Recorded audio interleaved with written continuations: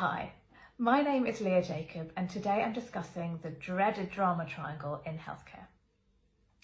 When I had the experience of being a patient, I felt feelings of hopelessness and a loss of control. My dreams of having a healthy pregnancy and a healthy life were crushed. And although I had the most wonderful team, I felt obliged to do everything that they said because I had no other choice. And I held all of this inside when I was with them. I was on my best behaviour. But I noticed that sometimes when there was new members of staff, I was unusually snappy, even though I knew what it was like to be at the receiving end of a difficult consultation. And sometimes when I was being a little bit difficult or non-compliant with new members of staff, I noticed they would take a scolding approach with me. What was going on? I read these books a couple of years later, The Power of TED by David Emerald and A Failure of Nerve by Edwin Friedman. And they gave me a huge amount of insight. But before I discuss them, I'm going to discuss the drama triangle, which is described by the psychotherapist Stephen Karpman. There are 3 roles in the drama triangle, and the central role is the victim. Someone who feels a loss of control, something is happening to them. They are suffering. Poor me. The victim is being persecuted by someone called the persecutor. This can either be a person or a thing, and if it's a person, they're very blaming and critical. And the third role is a rescuer, someone who wants to save the victim from the persecutor. And why do we take on these roles?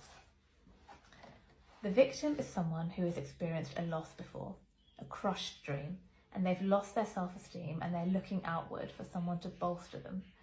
They're looking to the rescuer, and the rescuer is someone who fears that they will have a loss of purpose. They look to saving the victim to bolster their self-esteem. And the persecutor is someone who has been a victim in the past. They hated it and they never want to be a victim again. So they hold on to this persecution role to keep control. So it's all victimhood driving each role. And how does this apply to healthcare? Well, my experience when I was a patient was that I felt in the victim role. I felt my dreams were crushed, my dreams of a healthy pregnancy, of a healthy life, and I was looking for someone to save me. How do I get healthy? Someone tell me what to do. And my healthcare professionals were my rescuer. And I think in this triangle, I believe the persecutor is disease. We look at disease as something happening to us, and we as healthcare professionals need to save the patients from the disease. That creates a power imbalance and drives the triangle round and round. And why do we get into this triangle in the first place? It's when we are in a state of anxiety, and society is in a state of anxiety at the moment. Can you feel it all around? When we are in anxiety, we focus on disease.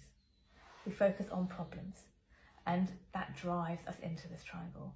Where we need to lay our focus is on our vision and solutions. When we do that, we can enter the empowerment dynamic. When we firmly have in our mind where we want to go, and we need to shift our roles in this triangle. So the victim needs to become a creator, someone who says, this happened not to me, but for me, and I'm going to dig deep and I'm going to choose my response to this. I am powerful. And rather than viewing disease as a persecutor, I think we need to view it as a challenger, something that will allow us to create new knowledge, insights and skills. And as healthcare professionals, we need to step into the role of coach or work with coaches. And a coach is someone who is a creator in their own life. They are someone who is walking the walk, and they view everybody else as creators, and they use powerful questions to guide creators to find their own way in their own life, to make those powerful choices.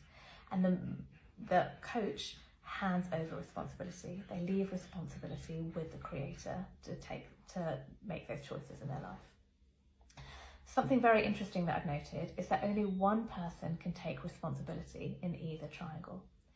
In the drama triangle, it is the rescuer who is taking the responsibility to solve the issue, whereas in the empowerment dynamic, the responsibility lies with the creator, with the patient, with the client. So if as healthcare professionals, we take the responsibility in our client-patient, healthcare professional relationship, are we denying our patients the opportunity to hold the responsibility in their own healthcare journey?